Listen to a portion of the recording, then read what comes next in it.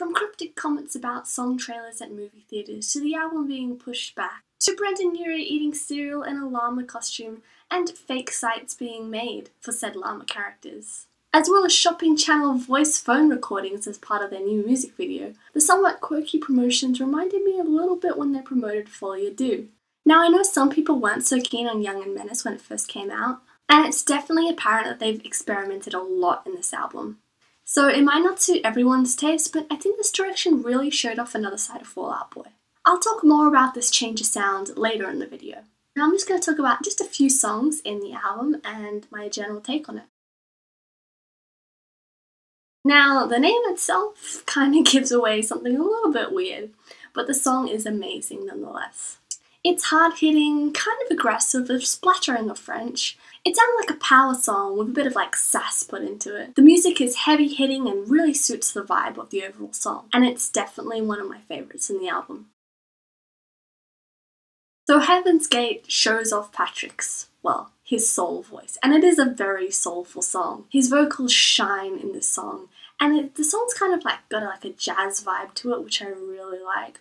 It's got a steady melody that are very pleasing to the ears, and I really enjoy this song. I think it's quite different from anything they've done.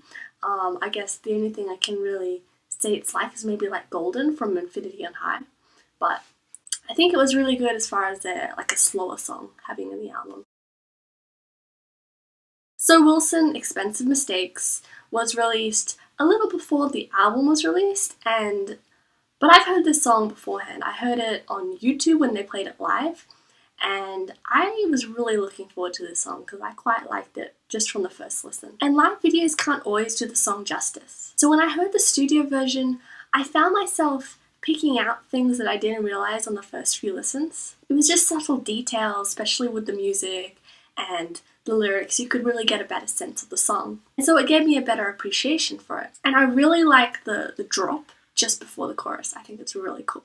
Fall Out Boy have always been trying out different sounds and genres. From their last couple albums to now, I think this change is very organic. I don't think it's a crazy leap or anything. And of course they aren't going to stick with the same pop-punk sound they had over a decade ago.